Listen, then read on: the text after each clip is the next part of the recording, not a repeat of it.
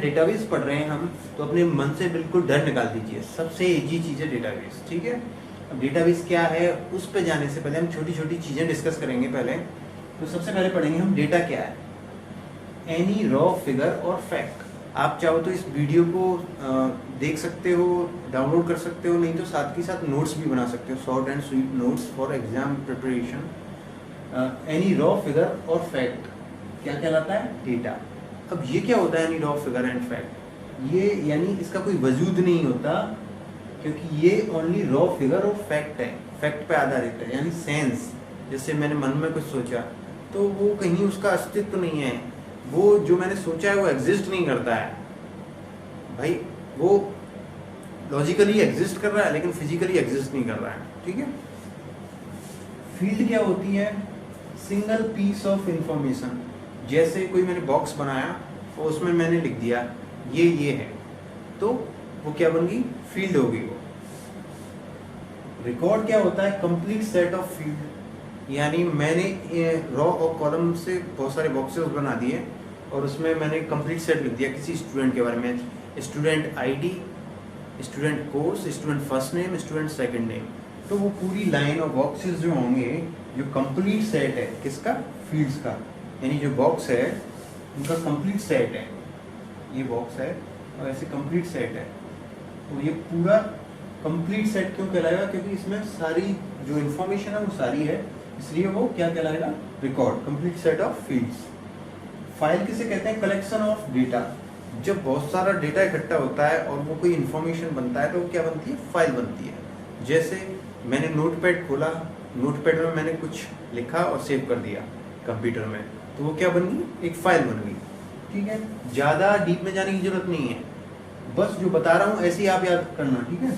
अब चलते हैं, डेटाबेस क्या है, कलेक्शन ऑफ इंफॉर्मेशन, यानी कलेक्शन ऑफ डाटा, ढेर सारा डाटा, और उसका क्या, कलेक्शन माने ढेर सारा डाटा किसका, इंफॉर्मेशन का, और वो भी किस मैनर में, ऑर्गेनाइज्ड। ऑर्गेनाइज्ड मींस जैसे मैंने एक ट्रे ली, ट्रे में बहुत सारे सिक्के डाल दिए, कॉइन डाल दिए, 1 का कॉइन, 2 का कॉइन, 5 का कॉइन, 10 का कॉइन, ठीक है। तो वो ऐसे ही हिला के मैंने रख दिए, तो वो ऑर्गेनाइज्ड डेटा नहीं है। जबकि मैं उनको एक रॉ बना दूं, एक कॉलम बना दूं, तो 1 वाले सिक्के 1 वाले कॉलम में रखूं, 2 वाले 2 वाले में रखूं, और 3 वाले 3 वाले में रखूं, सॉरी 5 वाले, और 10 वाले 10 वाले में रखूं, तो उसको एक ऑर्गेनाइज्ड डेटा कहेंगे। अब तो समझ में आ गया आप लोगों के, ठीक है। अब डेटाबेस में ऑर्गेनाइज्ड का मतलब कहाँ पे आता है, डेटाबेस में और भी होता है collection of tables. In table means raw और कॉलम मिलके क्या बनाते हैं, टेबल्स, जिसमें अपन क्या करते हैं, डेटा डालते हैं। हमेशा डेटा डालते हैं वो कंप्यूटर में डालते हैं। वैसे ही समझ लो आप, तो कि स्टूडेंट का नाम रखा, उसके नाम फर्स्ट नेम, उसका नाम सेकंड नेम, यानी स्टूडेंट की पूरी जानकारी रखी हमने बॉक्सेस बाय बॉक्सेस, एक ऑर्गेनाइज मैनर में। जैसे अपन एक्सेल में, माइक्रोसॉफ्ट एक्सेल तो आपने यूज़ किया होगा, माइक्रोसॉफ्ट वर्ड का कंपोनेंट है, माइक्रोसॉफ्ट ऑफिस का कंपोनेंट है एक्सेल। तो एक्सेल में हम क्या करते हैं, कभी आपने थोड़ा सा भी काम किया हो तो देखना उसमें बॉक्सेस बने रहते हैं, उनको रॉ कॉलम का जो कॉम्बिनेशन होता है उसमें बॉक्सेस बने होते हैं। उन बॉक्सेस में हम क्या रखते हैं, उसमें अपन हमेशा ऑर्गेनाइज मैनर में डेटा रखते हैं, जैसे डेट, उसमें फर्स्ट नेम, उसमें लास्ट नेम, उसमें सैलरी, उसमें कस्टमर आईडी, व्हाटएवर, ठीक है। तो अब कलेक्शन ऑफ टेबल्स तो हो गया। क्यूरीज, कलेक्शन ऑफ क्यूरीज मतलब क्यूरी होती है कमांड्स, ऐसी कमांड जिनको मैं डालूंगा, शॉर्ट एंड स्वीट कमांड होती हैं, जैसे जिनको मैं डालूंगा, जैसे आप कंप्यूटर गेम खेलते हो तो चीट कोड डालते हो, तो वो क्यूरी होगी एक तरीके से, ठीक है। ऐसे ही इसमें डेटाबेस में क्या करते हैं, जैसे अपन माइक्रोसॉफ्ट वर्ड में टाइप कर रहे हैं कुछ, ठीक है, या एक्सेल में टाइप कर रहे हो कुछ, तो कुछ ढूंढना होता है तो अपन कंट्रोल F दबा देते हैं, तो कंट्रोल F तो मैनुअली पहले से फिक्स है वहाँ पे फंक्शन, इसलिए वो कमांड चल जाती है। लेकिन इसमें हमें टाइप करनी पड़ती है कमांड, वो पर्टिकुलर, जैसे क्रिएट करना है कोई फाइल तो क्रिएट, CREATE, क्रिएट, आगे फाइल नेम, तो उसको क्या बोलते हैं, क्यूरी। उस कमांड को जो हम मैनुअली डालेंगे उसको क्या बोलते हैं, query. Reports, reports means complete, हमने बहुत सारे डेटाबेस में बहुत सारे डेटा ऑर्गेनाइज कर दिए, ठीक है। यानी पूरी कॉलेज है, कॉलेज में हर स्टूडेंट का डेटा ऑर्गेनाइज है, अब मुझे रिपोर्ट चाहिए, तो पूरे डेटाबेस की रिपोर्ट का मतलब है कंप्लीट कलेक्शन ऑफ इंफॉर्मेशन। मेरे पास लेटर क्या आएगा, उसको क्या बोलते हैं, reports, views and other objects, और भी बहुत सारे ऑब्जेक्ट्स, मतलब यहाँ पे सब कुछ डेटा से ही है, ठीक है। अब इसके बाद हम चलते हैं अपने नेक्स्ट पॉइंट पर, ठीक है। इतना सब क्लियर है, ज़्यादा पैनिक होने की जरूरत नहीं है, उतना ही दिमाग में लो जितना मैं बता रहा हूँ, ठीक है। अगर डीप में पढ़ना है कि सर ने ये नहीं बताया वो नहीं बताया, तो टाटा मैकग्रा-हिल की और बहुत सारी दुनिया में एक से एक मेरी भी कुछ हैं बुक्स, अमेजन पे मैंने बहुत सारी बुक लिखी हैं। तो ऐसे बहुत सारे ऑथर्स का इतना बड़ा कलेक्शन है कि मेरे हिसाब से 10-20 किलोमीटर के एरिया भर जाएंगे। ठीक है, हमें उसमें नहीं जाना है, हमें साइंटिस्ट नहीं बनना है, हमें एग्जाम फाइट करना है। ठीक है, तो एग्जाम फाइट क्या करना है, उसमें वैल्यूएबल और लॉजिकल चीज़ें आती हैं, कचरा नहीं आता है डस्टबिन की तरह। तो अपन लॉजिकल और वैल्यूएबल चीज़ पढ़ रहे हैं जिनके बेसिस पे अपन 1 सेकंड में अपने एग्जाम में दिए हुए क्वेश्चन को हल कर पाएँ। ठीक है दोस्तों, तो अपन चलते हैं नेक्स्ट टॉपिक पर। इतना टॉपिक समझ में आ गया हो, नहीं आया हो तो बैकवर्ड करो वीडियो को और वापस देखो, और जो नोट्स बना रहे हो वो नोट्स बनाओ। तो चलिए अपन देखते हैं अपना नेक्स्ट टॉपिक।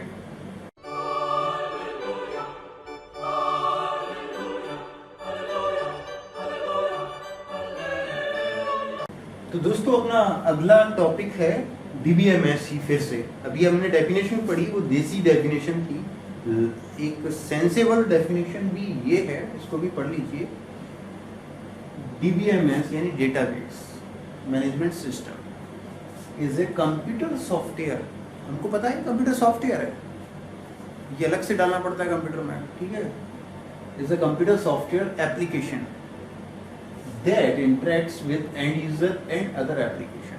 वो किससे इंटरेक्ट करती है? इंटरेक्शन मीन्स एक डिवाइस जब दूसरी से किसी भी चीज़ के जरिए रिलेशन करती है और मैनेजमेंट करे, चाहे वो डेटा का आदान प्रदान करे या डेटा को हैंडल करे एक दूसरे के जरिए से, तो वो इंटरेक्शन कहलाता है।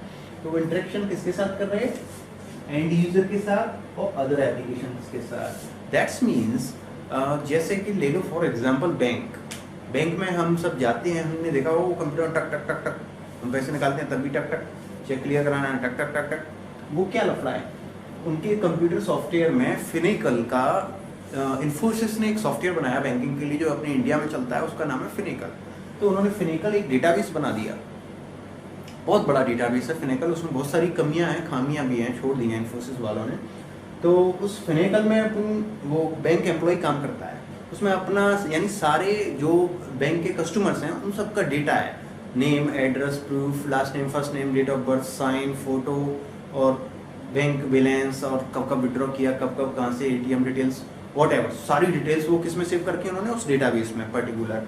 तो एंड यूजर कौन है वहाँ पे? बैंक का एम्प्लॉय, जो उस डेटाबेस में जब भी हम सर पैसे निकालने हैं अपन विड्रॉ स्लिप भर के दे देते हैं, तो वो एंड यूजर है जो वहाँ पे बैठा रहता है काउंटर पे, अपन उसको देते हैं स्लिप, वो लेता है, तो वो एंड यूजर है। और वो एप्लीकेशन के साथ इंटरेक्शन करके यानी अपने डेटाबेस के साथ इंटरेक्शन करके जो डिटेल निकालता है उसको वेरीफाई कर देता है।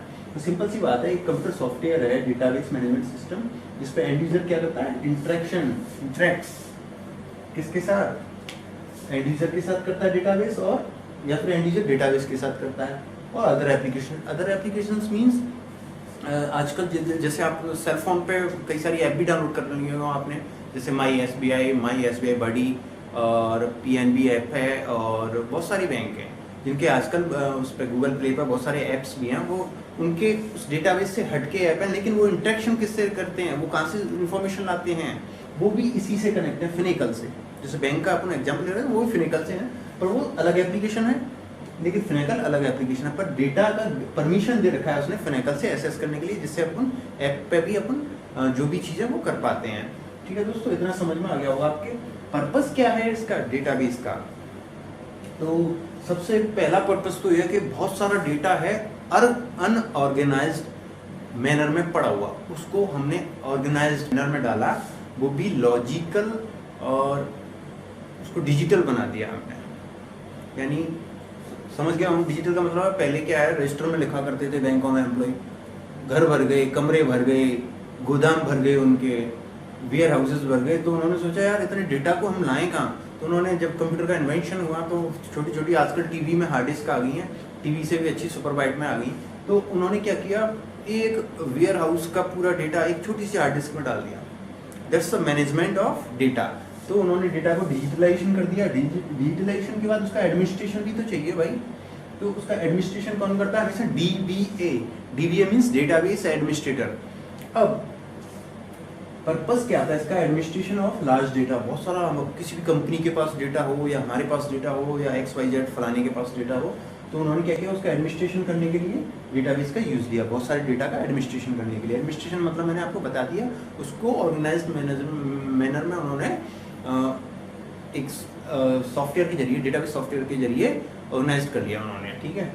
अब एडमिनिस्ट्रेशन का मतलब क्या है, क्रिएशन, यानी जब मैं बैंक में गया, सर मुझे नया बैंक अकाउंट ओपन कराना है, तो नया बैंक अकाउंट ओपन कराने के लिए उसने हमारी सारी आईडी ली, उसके बाद हमारा डेटा कंप्यूटर में डाल दिया और एक अकाउंट नंबर जनरेट हो गया। दैट्स मीन्स हमारा जो पूरा डेटा था वो उसने क्रिएट कर दिया, किसमें, बैंक वालों ने, फिनेकल के सॉफ्टवेयर या किसी XYZ कंपनी ने, जो भी अपन ने किया, तो हमारा क्या हुआ, क्रिएशन हुआ, वहाँ पे हमारा डेटा उसमें पहुँच गया। क्यूरिंग मतलब जब हम विड्रॉ स्लिप लेके गए, सर पैसे निकालने, तो उसने क्यूरी डाली, टक टक टक, वहाँ देखा इसने बैलेंस इतना है, ये निकाल सकता है, वेरीफाई कर दिया, तो वो क्या हो गया, क्यूरी डालना हो गया। क्यूरी में पहले ही बता चुका हूँ आपको। अपडेट करना मतलब होता है जब मेरे सिग्नेचर पुराने हो गए, तो हम बैंक जाते हैं एप्लीकेशन लिख के कि सर हमारे सिग्नेचर पुराने हो गए, तो वो कहता है दूसरे दे दो मुझे, तो हम लेटेस्ट सिग्नेचर साइन करके दे देते हैं, तो वो क्या करता है, सिस्टम में अपडेट कर देता है। या फिर जब हम कभी अपना नाम बदल लेते हैं, न्यूज़पेपर में ऐड निकलवा लेते हैं लीगल तरीके से, लॉ फर्म के जरिए, तो फिर हम जाते हैं हमारा नया नाम चेंज कराने के लिए, तो वो भी क्या करता है, अपडेट करता है हमारे पुराने बैंक अकाउंट में जो नाम है उसको नए वाले में।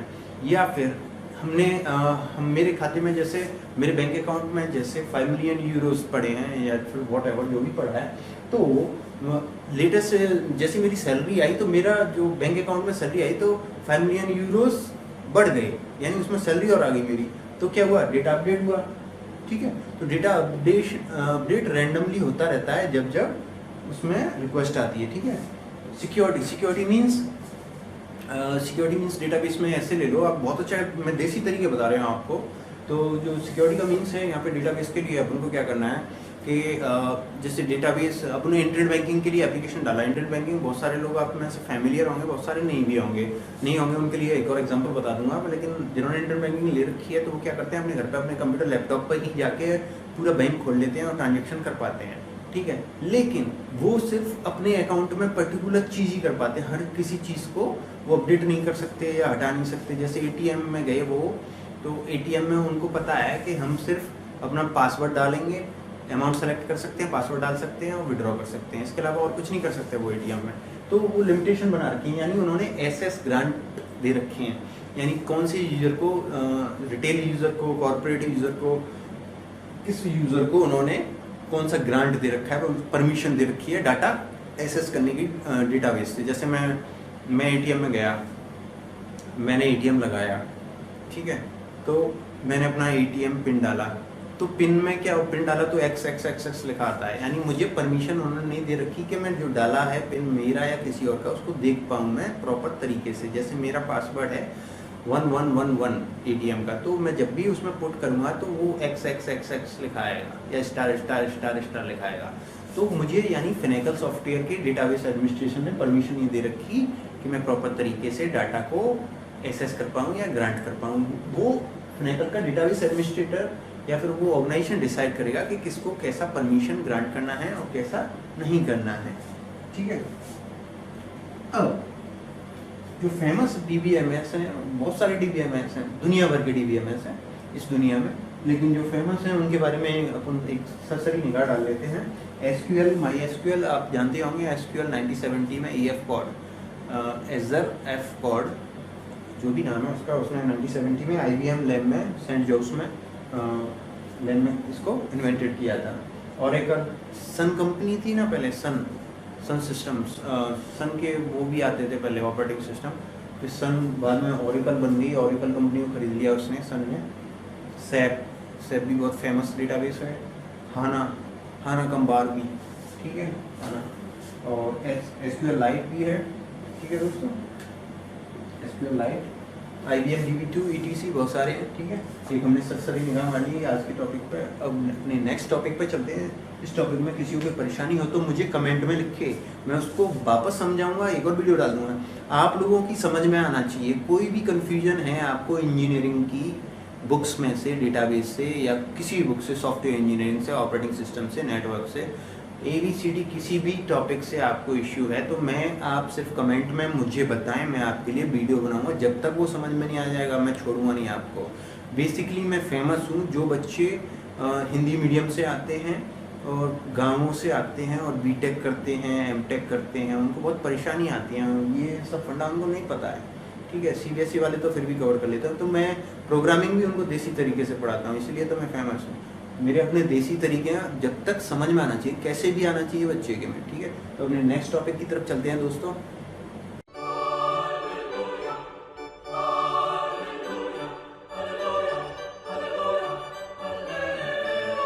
तो दोस्तों अपने नए टॉपिक की तरफ चलते हैं। नया टॉपिक है, वैसे वन मोस्ट इम्पोर्टेंट थिंग, आप लोगों को इस चीज़ पे नहीं ध्यान देना है कि वो छोड़ दिया, ये रह गया, वो रह गया। आप लोगों को मैं वो पढ़ा रहा हूँ जो इम्पोर्टेंट है आगे फ्यूचर में, कैरियर में, इंजीनियरिंग वालों के लिए, और competitive exams IBPS, RRB, IT officer, specialist officer में जो पूछे जाते हैं उन पर फोकस कर रहा हूँ, ठीक है। समझ में आना चाहिए, चाहे कैसे भी आना चाहिए, ये मेरा रूल है। ट्रेडिशनल डेटा मीन्स जो भी डेटा यूज होता आ रहा है, जिससे हम फैमिलियर हैं, उस डेटा को क्या बोलते हैं, ट्रेडिशनल डेटा। लेकिन big data for enterprise applications, enterprise मतलब कोई कंपनी है XYZ, उसमें जो बहुत लार्ज अमाउंट में डेटा इकट्ठा हो रहा है, उसको हम क्या बोलते हैं, traditional data. For example bank में जो इन्फोसिस कंपनी का फिनेकल डेटाबेस यूज होता है, उसमें जो डेटा यूज हो रहा है वो किस टाइप का डेटा है, वो ट्रेडिशनल डेटा है, ठीक है। फॉर्मेट ऑफ DBMS, DB होती है हमेशा डेटाबेस मैनेजमेंट सिस्टम की फॉर्मेट क्या होती है, DB, Azure SQL सर्वर। इसको बहुत सारे लोग अलग अलग तरीके से प्रोनाउंस करते हैं, so don't matter that. Microsoft cloud database होता है, उसकी एक सर्विस होती है, उसको क्या बोलते हैं, Azure SQL सर्विस। ये क्या होता है, माइक्रोसॉफ्ट का क्लाउड कंप्यूटिंग प्लेटफॉर्म होता है। एग्जाम में ये क्वेश्चन बहुत पूछा जाता है, कॉम्पिटिटिव में भी और इंजीनियरिंग में भी। Azure SQL server is a, option A Microsoft cloud database, option B Microsoft cloud database and cloud computing platform, option C big data for enterprise application, option D transaction log file. तो हो गए ना confuse. अगर अपन को पता है कि Azure क्या होता है, हमेशा याद रखो, Azure क्या होता है, क्लाउड कंप्यूटिंग का एक डेटाबेस प्लेटफॉर्म होता है। और क्लाउड का मतलब क्या होता है, क्लाउड माने बादल। ऐसे ही क्लाउड का मतलब है कि माइक्रोसॉफ्ट और बहुत सारी कंपनियां हैं जो क्लाउड यानी अपने डेटाबेस में, जैसे उनका, मैं इंडिया में रहता हूँ, ठीक है, और माइक्रोसॉफ्ट कंपनी का डेटाबेस जैसे पूना में लगा है, बैंगलोर में लगा है, पुणे में लगा है, या फिर सेंट जोस कैलिफोर्निया में लगा है, या फिर लुसियाना में, LA में, न्यूयॉर्क में, कहीं पे भी लगा है। तो माइक्रोसॉफ्ट मुझे एक ऐसी फैसिलिटी देता है कि उसमें जैसे फ्री यूज़र है उनको 100 GB डेटा फ्री देता है स्टोर करने के लिए, और जो पेड यूज़र हैं जैसे $10,000 में वो 10,000 TB का डेटा भी देता है। जो बड़ी बड़ी कंपनियां आजकल डेटाबेस का मैनेजमेंट नहीं कर पा रही हैं, या फिर उनके पास प्रॉपर तरीके से IT का प्लेटफॉर्म नहीं है, एम्प्लॉयज़ नहीं है, तो वो डेटा के लिए क्या करती हैं, छोटा सा सिस्टम लिए तो डेटा एंटर करती जाती हैं, सेव करती जाती हैं। वो कहाँ पे सेव हो रहा है, वो पेड सर्विस ले रखी है उन्होंने, कहाँ पे, उनके क्लाउड में। तो वो क्या करते हैं, एक सॉफ्टवेयर दे देते हैं जहाँ से लॉगिन कर लेते हैं इंटरनेट के जरिए, और जो भी डेटा सेव करते हैं वो क्लाउड के जरिए कहाँ पे सेव होता है, उनके डेटाबेस में, ठीक है। .mdf क्या होता है, प्राइमरी डेटा फाइल होती है SQL सर्वर की। याद रखना है, इसका क्वेश्चन बहुत आता है, MDF, NDF, LDF, MDF, NDF और LDF। तो वो सिंपल सा है, इस पर जानने से अब इसको अपन आगे पढ़ेंगे। तो अभी आप इतना ही फोकस कर लीजिए, प्राइमरी डेटाबेस डेटा फाइल है उसकी SQL सर्वर की। NDF क्या है, JKLM, M के बाद क्या आता है, N, ठीक है। तो आपको एक तरीका बता रहा हूँ मैं, सिंपल सा याद रिमेम्बर करने का, कि MDF, M पहले आता है तो प्राइमरी हो गया, फिर उसके बाद N आता है तो क्या हो गया, सेकेंडरी, SQL सर्वर की सेकेंडरी फाइल। प्राइमरी होगी M, N हो गई secondary, JKLM, N, JKL, L आ गई सबसे पहले, इसको बोलते हैं ट्रांजैक्शन लॉग फाइल बोलते हैं, ठीक है। तो इन तीनों तो इसमें से मेरे हिसाब से SBI IT ऑफिसर के एग्जाम में ये सारे क्वेश्चन पूछे जा चुके हैं इसमें से, तो वो मैं बताऊंगा आपको। जैसे ये अपना टॉपिक खत्म होगा डेटाबेस का, उसके बाद मैं आपको एक्सरसाइज कराऊंगा जिसमें SBI IT में जो भी स्पेशलिस्ट ऑफिसर में IT में और आरआरबी में आईबीपीएस में जो भी क्वेश्चन पूछे हैं, ब्रांडेड क्वेश्चंस पूछे हैं, कैसे पूछे हैं, उनको सॉल्व करके बताऊंगा मैं सारे के सारे आपको। तो अगर आप में जुनून है वाकई में, अगर स्पेशलिस्ट ऑफिसर बनना चाहते हो आप लोग आईबीपीएस आरआरबी या एसबीआई में, तो बी पेशेंट और जो भी पढ़ा रहा हूँ उसको एंड तक देखिए, एंड तक मेरे साथ लगे रहिए मेहनत करते हुए। कुछ भी नहीं करना है, मेरे साथ करोगे तो स्मार्ट तरीके से पढ़ोगे, वरना वो फालतू की बहुत सारी किताबें नेट पे और मार्केट में अवेलेबल है, उनको पढ़ लीजिए। और क्रैक करना है एग्जाम तो प्लीज़ फोकस जो भी मैं पढ़ा रहा हूँ उस पर। तो चलिए अपने अगले टॉपिक पर चलते हैं दोस्तों।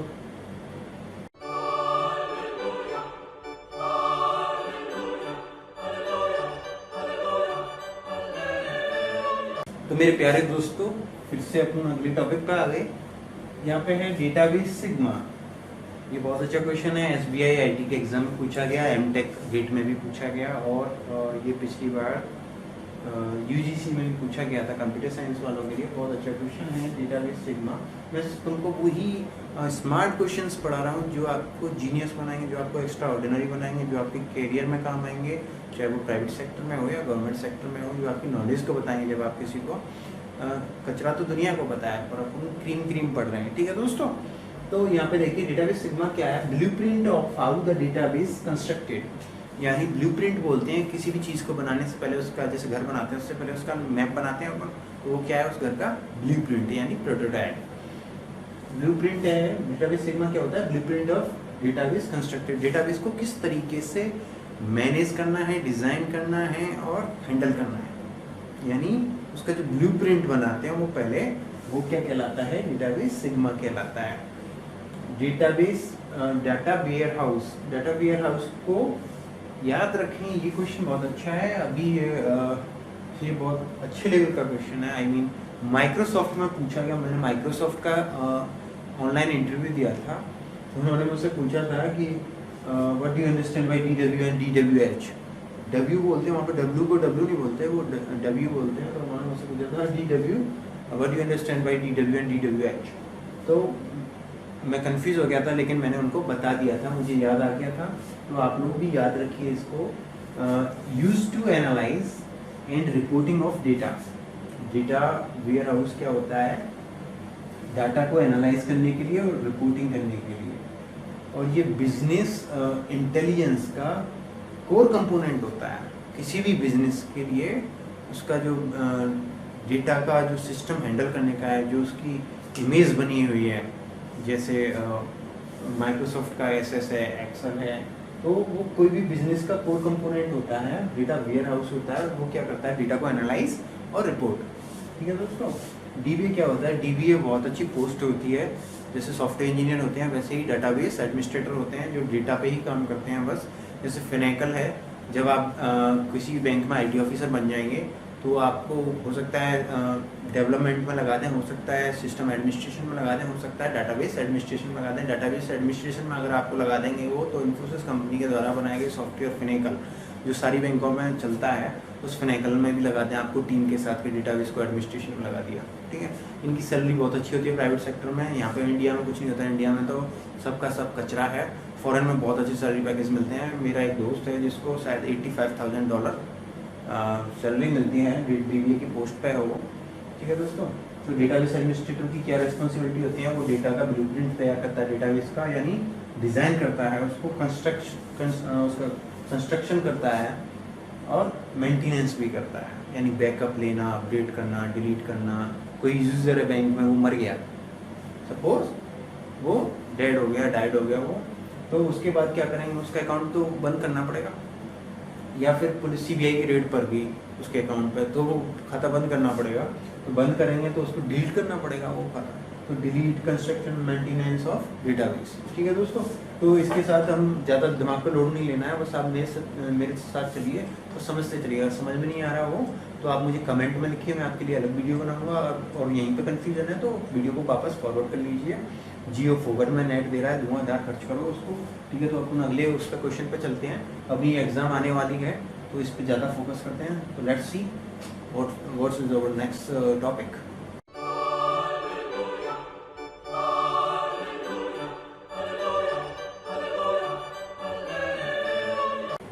तो मेरे प्यारे दोस्तों, अपना नया टॉपिक आ गया, समझ में तो आ रहा होगा आपको? अगर आप लोगों को समझ में आ रहा है तो प्लीज़ चैनल को जरूर सब्सक्राइब करें और शेयर करें, सब्सक्राइब करना ना भूलें। कोई प्रॉब्लम है कमेंट में लिखें, मैं वीडियो बना के भेज दूंगा आप लोगों को जीएस वे में। तो अपना नया टॉपिक है डीबीएमएस के एडवांटेजेस क्या हैं, यानी फ़ायदे क्या हैं इसके, ठीक है। तो एडवांटेजेस में पहला एडवांटेज है इसका reduce data redundancy. Reduce data redundancy that's means, in line को पढ़ के ही अपन कंफ्यूज हो जाते हैं, पता नहीं क्या है ये रिडंडेंसी।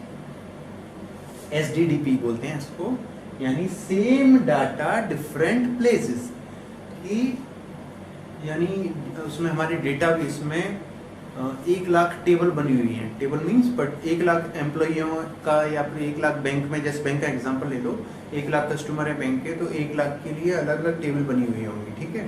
जिसमें पर्टिकुलर पहली टेबल में पहले कस्टमर का डेटा, दूसरी टेबल में दूसरे कस्टमर का डेटा, तीसरी टेबल में तीसरे कस्टमर का डेटा, ठीक है। तो ये कह रहा है सेम डेटा डिफरेंट प्लेसेस, यानी एक ही टेबल में या फिर एक ही उसमें सेम डेटा 2 जगह पे, यानी डुप्लीकेट है डेटा। क्या है? डुप्लीकेट। वो क्या फालतू में जगह घेर रहा है डुप्लीकेट डेटा। जैसे अपने कंप्यूटर में ले लीजिए, हमको कभी कभी नहीं याद रहता ये गाना हमारे कंप्यूटर में है कि नहीं, हम डाउनलोड करके उसको भी रख लेते हैं, तो हमको पता नहीं हमारी कितनी फाइलें डुप्लीकेट पड़ी हुई हैं कंप्यूटर में। उसको क्या बोलते हैं? रिडंडेंसी, ठीक है दोस्तों।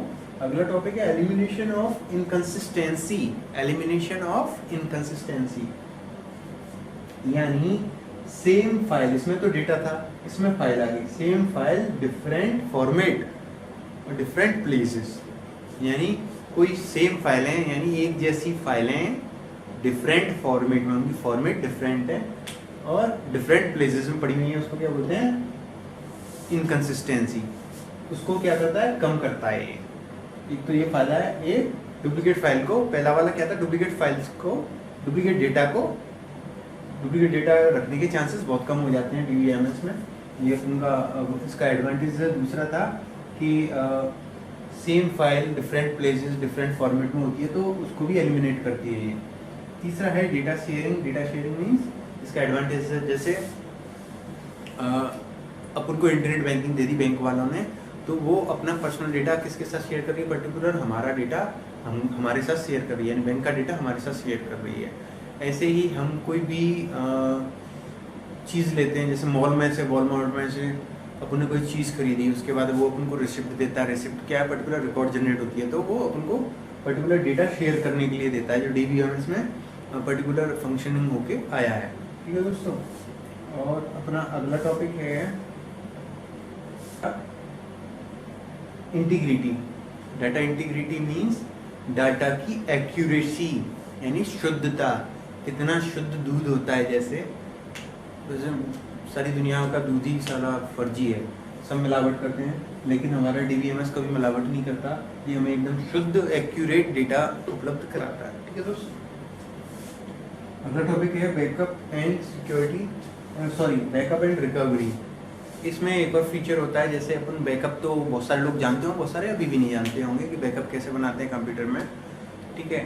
डाटा का बैकअप कैसे लेते हैं? डाटा का बैकअप लेना होता है कि डाटा का अपन ने बैकअप ले लिया डेटा का, और बैकअप लेने के बाद अपन उसको वापस बैकअप को क्या कर सकते हैं? रिकवर कर सकते हैं। यानी बैकअप ले लिया और हार्ड डिस्क में से बैकअप ले लिया और हार्ड डिस्क में कोई प्रॉब्लम हो गई, ठीक है, तो हम क्या हमेशा दोबारा, जैसे विंडो करप्ट हो गई हमारी, तो रिकवरी ऑप्शन से हम बैकअप को रिकॉल करके वापस डेटा को ला सकते हैं। अगला टॉपिक है सिक्योरिटी। सिक्योरिटी मीन्स है किस व्यक्ति को एसेस ग्रांट करना है, किस व्यक्ति को हमको एसेस ग्रांट नहीं करना है, यानी परमिशन किसको किस चीज़ को देखने के लिए दे सकते हैं हम, किस चीज़ को नहीं दे सकते हैं। जैसे अपने MIS सिस्टम होता है कॉलेज में, जिसमें पर्टिकुलर स्टूडेंट जाता है और अपना MIS में खोल के देख लेता है कि मेरी ये डिटेल है, फीस डिटेल ये है, उससे ज़्यादा नहीं देख सकता वो डेटाबेस में, ठीक है। तो वो सिक्योरिटी तय करती है कि इसको कितना एसेस राइट देना है, कितना उसको एसेस प्रिविलेजेस देने हैं, कितना उसको एसेस ग्रांट करना है, कितना नहीं करना। वो किस में आता है? सिक्योरिटी। थर्ड पार्टी पर्सन इसको एसेस नहीं कर सकता, ठीक है दोस्तों, क्योंकि पर्टिकुलर पासवर्ड ऑथराइजेशन चाहिए, जो DBA यानी डेटाबेस एडमिनिस्ट्रेटर तय करता है, ठीक है। तो दोस्तों कल हम अपनी दूसरी वीडियो में ये जो टॉपिक थे, इनमें से ही 4 से 5 क्वेश्चन बनते हैं, और आईटी ऑफिसर के लिए। और कल हम जो पढ़ेंगे उसमें से भी 4 से 5 क्वेश्चन बनेंगे और परसों हम इसकी एक्सरसाइज करेंगे, उसमें से ही 5 से 7 क्वेश्चन होंगे। कुल मिला के आपको इस सेक्शन में 15 क्वेश्चन जो मैं पढ़ाऊंगा उसमें से आएंगे। तो दोस्तों कल मिलता हूँ आपसे नई वीडियो के साथ। अगर आपको मेरी वीडियोस पसंद आई है तो प्लीज़ सब्सक्राइब करें, दोस्तों से भी सब्सक्राइब करवाएं, लाइक करें और शेयर करें। बाय बाय दोस्तों।